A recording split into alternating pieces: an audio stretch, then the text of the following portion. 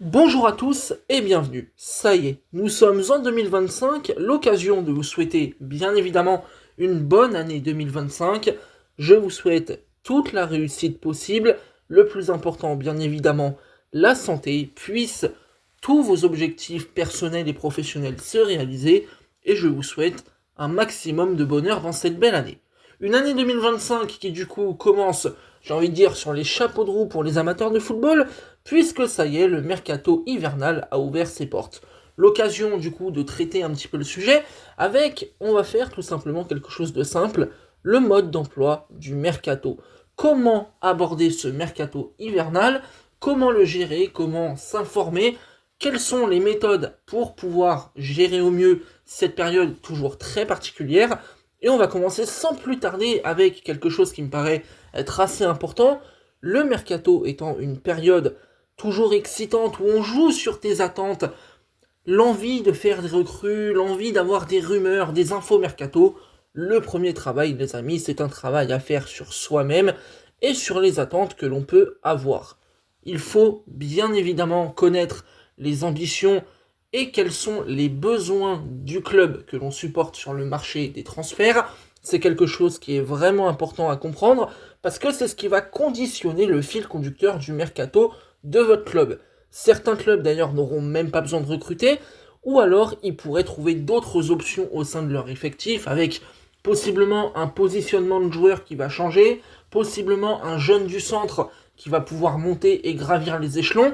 En fait, il faut impérativement mesurer les attentes que l'on a sur notre club pour le mercato, avec la quantité de recrues attendues et surtout la qualité aussi des recrues. Parce que bon, je vois malheureusement des fois des supporters qui sont vraiment excités et qui se disent ok, là on a possiblement une opportunité avec un joueur, et s'il signait dans mon club. Et en fait, dans la plupart des cas, on est malheureusement sur des cas qui ne sont pas réalistes. C'est-à-dire que le joueur est un joueur trop talentueux pour l'équipe, est un joueur peut-être avec une trop grande valeur marchande, ou alors un joueur avec des prétentions salariales trop élevées, ce qui fait que du coup ça rend le deal tout simplement impossible.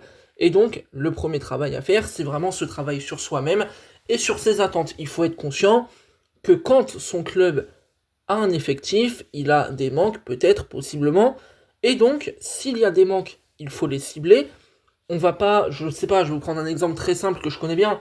Le Paris Saint-Germain, on est bien conscient qu'il n'y a pas 28 manques, ils sont identifiés. Globalement, il vous faut un buteur, il vous faut un défenseur central pour combler Marquinhos. C'est à peu près ce que le PSG va chercher à faire. À partir de là, vous n'allez pas vous attendre à ce que le Paris Saint-Germain aille chercher un top milieu de terrain, aille chercher, je ne sais pas, un top latéral droit, ça n'aurait absolument aucun sens. Donc inutile d'espérer pour rien, il faut avoir la pleine mesure de ce qu'est le mercato de votre club et le contexte qui est le sien, et ça permet de suivre le mercato de la meilleure des manières. Et pour continuer à suivre le mercato proprement, il faut bien évidemment sélectionner les bonnes informations, les bons informateurs, les bons médias et les bons journalistes. Bien sûr, bien sélectionner les médias et les journalistes est quelque chose d'important. Attention tout de même, tout le monde peut faire des erreurs. Par contre, ce qu'on peut dire, c'est que certains médias et certains journalistes sont bien plus sérieux que d'autres. Par exemple, l'équipe Fabrice Hawkins de RMC, RMC justement, Loïc Tanzi, Jamel évidemment sur Twitter, eux par exemple, ce sont des sources fiables sur le mercato. C'est-à-dire que les informations ont été sorties, avec le temps, on a pu évaluer leur sérieux, on se rend compte qu'ils ont des informations fiables, qui se vérifient la plupart du temps, et ça permet du coup d'avoir des gens de confiance qui ont fait du mercato leur spécialité, parce que traiter le mercato en tant que journaliste et en tant que média, c'est un univers particulier, c'est des méthodes de réalisation et d'enquête qui sont complètement différentes que d'autres méthodes journalistiques, et donc ça permet d'avoir des gens fiables. A contrario, il y a des médias qu'il faut quand même plutôt éviter, parce qu'à l'inverse, ils n'ont pas prouvé leur sérieux et leurs informations sont souvent non vérifiées, ou en tout cas pas confirmées du tout par les événements réels. Le 10 Sport, voilà, par exemple Alexis Bernard, ou d'autres médias voilà, qui n'ont pas prouvé leur sérieux dans leur domaine. En fait, il faut tout simplement savoir faire le tri, ça c'est quelque chose, on peut vous donner un petit peu les médias à suivre, hein, c'est ce que j'ai fait avec Fabrice Hawkins et tout ça, mais en fait c'est surtout à un moment donné l'expérience qui parle, de se dire ok, j'ai l'habitude maintenant, je suis rodé sur le mercato, je sais que telle personne globalement elle est fiable, il n'y a pas de problème. Par contre, la personne là, bon, elle dit n'importe quoi, donc tout simplement, je ne vais pas prendre en compte son propos. Attention quand même, je répète et je maintiens, tout le monde peut faire des erreurs et tout le monde peut avoir raison. Donc c'est un peu compliqué, bien sûr, mais globalement, le sérieux et la fiabilité, c'est quelque chose qui se fait sur la répétition et sur la durée. Et par ailleurs, pour vérifier une information, il est important de faire un troisième truc, doubler vos sources. Si une information sort, qu'elle soit positive ou négative, d'ailleurs on s'en fout, attention, c'est pas nécessaire de la prendre pour argent comptant. Déjà, faut toujours se demander d'où vient l'info. Ça c'est quelque chose de très important. Et ensuite, on se demande qui parle, dans quel but et à qui ça profite. Parce que, soyez-en bien conscients, le monde des médias, le monde du football, c'est un monde qui gravite autour de l'information, des intérêts, les agents, beaucoup de gens qui parlent, l'entourage, machin, machin. C'est compliqué de savoir. C'est-à-dire que tout le monde, possiblement, peut vous parler. Il y en a un qui peut vous raconter la messe, il y en a un autre qui peut vous raconter tout le contraire. Et pourtant, les deux feront partie de l'entourage du joueur, les deux seront proches, et pourtant, chacun va amener sa version parce que les intérêts font que. En fait, quand quelqu'un parle, quand une information sort, il faut toujours se demander qui parle, pourquoi, quelle est la raison et à qui ça profite. Ça déjà, c'est le premier point. Et surtout, il faut faire attention à ne pas prendre l'information pour argent comptant. J'ai vu un nombre incalculable de fois des informations sortir, et de suite les gens s'excitent. Oh mon Dieu, il se passe ça, nanani. Les amis, calmons-nous. Je sais que le mercato est une période vraiment excitante, elle joue sur nos nerfs, on a beaucoup, voilà, comme ça, de pulsions, on a des envies. On veut voir arriver des recrues, on est pressé, il y a de la nouveauté, il y a du stress. Mais arrive un moment, il faut patienter, rester calme. C'est vraiment le plus important. Et soyons-en bien conscients, si une information sort et qu'elle est réelle, qu'elle doit être absolument confirmée, ne vous inquiétez pas, tous vont s'y mettre. Je vais vous prendre un exemple très simple. Au moment où Kylian Mbappé prolonge au Paris Saint-Germain, on est sur une période très longue d'ailleurs, où les journalistes, et même d'autres, sont là, il prolonge pas, Madrid, Paris, nanani, nanana. Sauf qu'à un moment donné, Kylian Mbappé a pris sa décision. Mbappé a dit, je veux prolonger au Paris Saint-Germain. Ça y est, c'est bon, je reste. Qu'est-ce qui s'est passé les amis?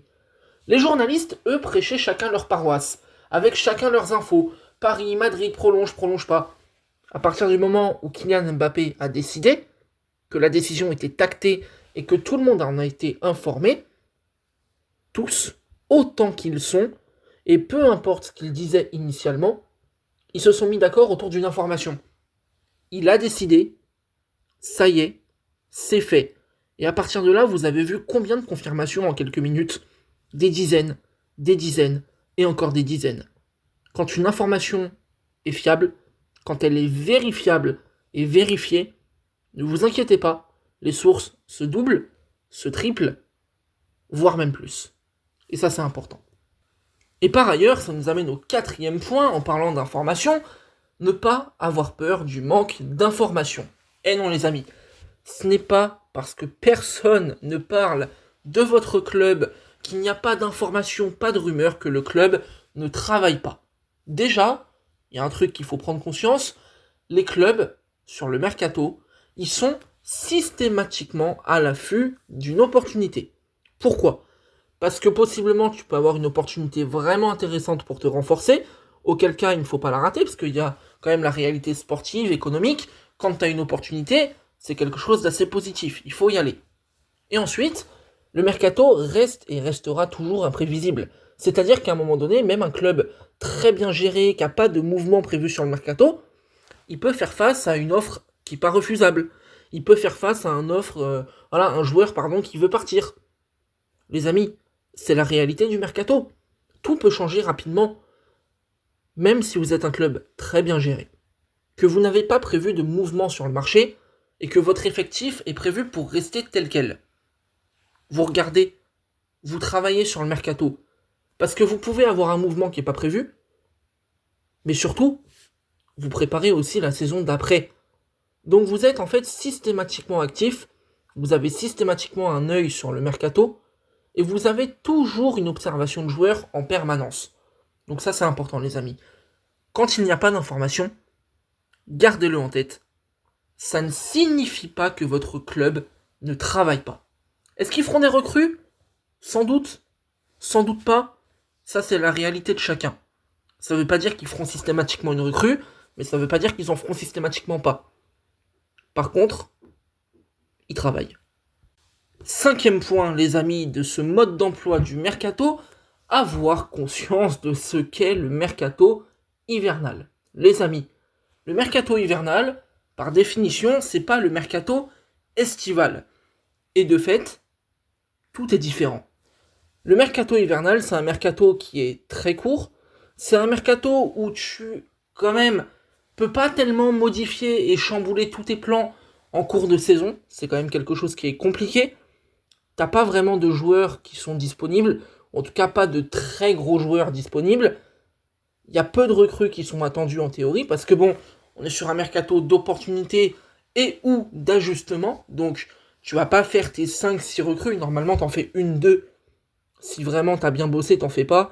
Au pire, t'en fais 1 ou 2. Il faut savoir aussi un truc. La patience, les amis.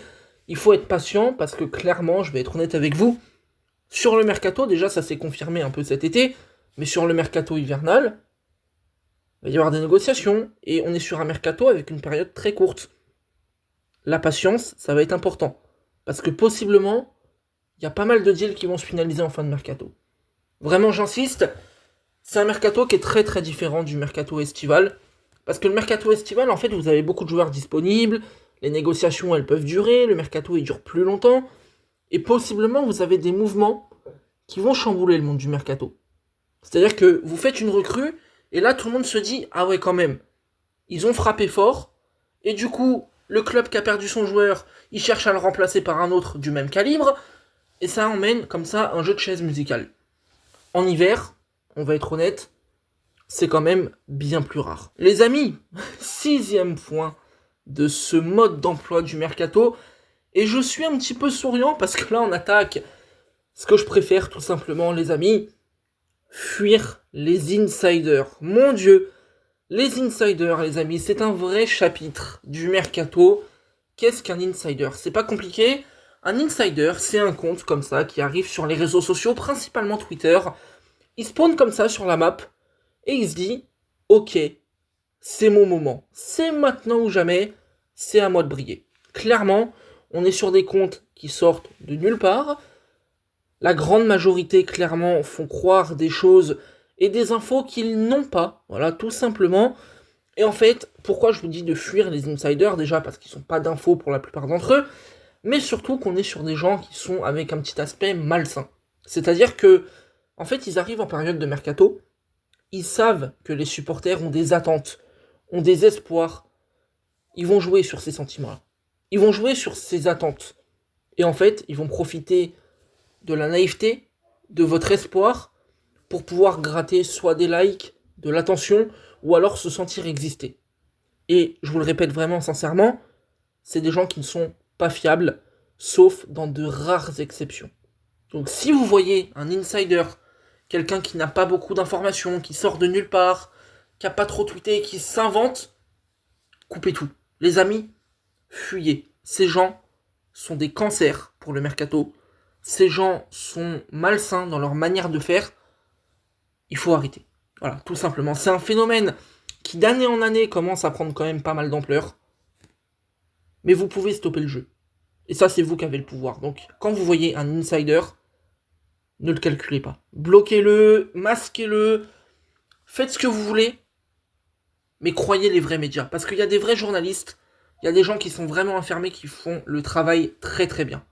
Je dis pas qu'il n'y a pas d'insiders pas fiables, enfin qui sont, ouais, voilà, il y en a qui ont des infos, mais encore une fois, c'est rare. Et enfin, les amis, ça m'emmène au 7e point pour conclure tranquillement ce mode d'emploi. Ne pas oublier ce qu'est le mercato et le jeu du mercato. Les amis, le mercato, c'est un reflet du football et c'est un reflet de la vie en général. Ça peut être fait de joie, mais parfois aussi de déception. Parfois, on vous annonce qu'un joueur va signer et pourtant, ça se fait pas. Et pourtant, les amis, c'est des choses qui peuvent arriver. Parce que le mercato est comme ça par essence. Le mercato, il est imprévisible. Il y a beaucoup de monde dans les tractations. Il y a l'entourage, le joueur, il y a 2 clubs, voire même 3 parfois qui sont concernés. Il y a des intermédiaires, les agents. Les amis, faire un deal, c'est pas toujours simple. Et ça peut capoter. Et quand ça arrive, bien sûr, je comprends la déception, je comprends la frustration, il n'y a aucun problème à ça. Mais il faut pas tout remettre en cause pour autant. Ça veut pas dire que les informations qui avaient été sorties étaient fausses. Ça veut pas dire que le football c'est un sport de merde. Ça veut pas dire que votre direction a mal bossé. Pas toujours. Donc les amis, le mercato c'est particulier. Il faut faire avec. Il y a des règles spécifiques, mais il faut les accepter. J'espère que ce petit mode d'emploi vous a plu. Je vous souhaite évidemment une bonne année, ça je l'ai déjà dit. Un bon mercato également, j'espère que vos clubs parviendront à vous faire plaisir après les fêtes. C'était Podcast FC les amis. On se retrouve très bientôt avec d'autres sujets vraiment intéressants. Salut!